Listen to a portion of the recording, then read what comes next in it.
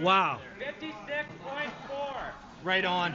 Calgarian win today. Calgarians voted no! Calgarians voted no!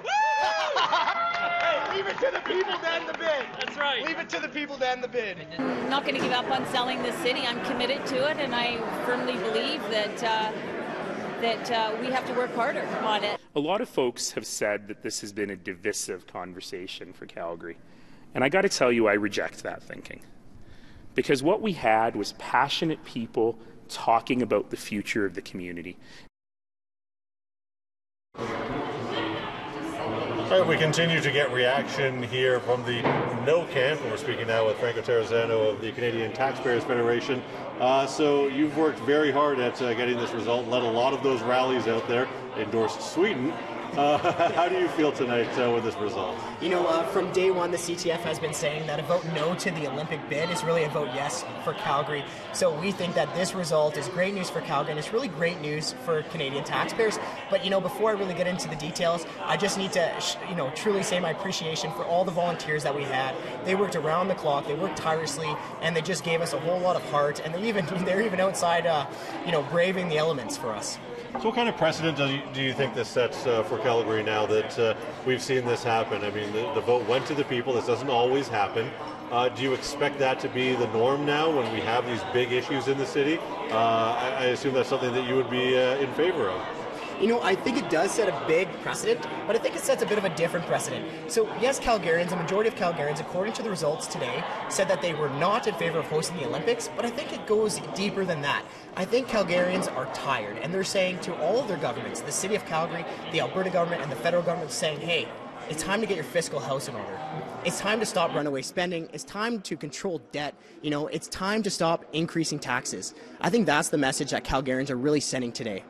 What does this margin mean as well? I mean, it wasn't a runaway, just 56%. I say just, that's enough. But do you worry that council, the province, the federal government will get the message that you would think that this number would get? You know, according to this result, we're over the majority, and it's not like we're 50.1. We're a few points over the majority here. I think it's a big enough margin for sure, and I think council is going to honor that margin. I think the other governments are going to honor the no vote, and the CTF, you can count on us to really hold their feet to the fire and honor that no vote. Yeah, nobody wants to be a stick in the mud here either, but some people have suggested that maybe the no side is doing that by saying, no, you don't want to have any fun. What's the plan going forward here? Where are these priorities? So where do you see that focus needing to be then? Again, we talked about this earlier, $390 million budgeted for this, presumably. They could come up with that money if they wanted to. So you're in charge for a day. You got $390 million taxpayer dollars. You don't have to spend it all here. But where do you see those priorities being here in the city? You know what, with the no vote on the Olympics, I think now we can actually start focusing on priorities. The Olympics is not a good way to grow the economy. If anything, focusing on the Olympics really sweeps the real economic challenges that Calgary's facing right under the rug.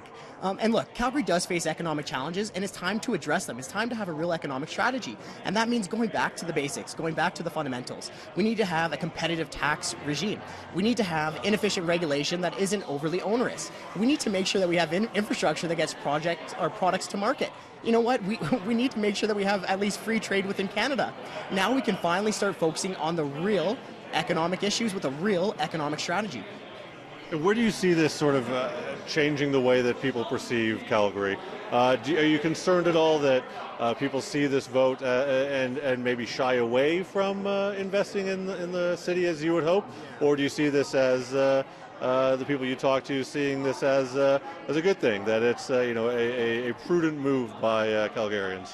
No, I definitely see this as a good thing, and I think it's a real wake-up call to City Council, to the Alberta government, and to the federal government. It's time to get our fiscal house in order. We need a better tax competitiveness to attract more investment back to Calgary, Alberta, and Canada. And here's a question that I've been asking Calgarians since day one. Do you really think that the international community is not investing in Calgary because they don't know we exist? or do you think the international community is not investing in Calgary because they know of our policy issues, Calgary's, Alberta's, and Canada's, all too well, and they're happy to stay away? All right, excellent. Thanks so much for your time. Thanks for having me. That's Canadian Taxpayers Federation. And again, The numbers here have started to dwindle, but the numbers where they counted, at least at the poll, were where they needed to be.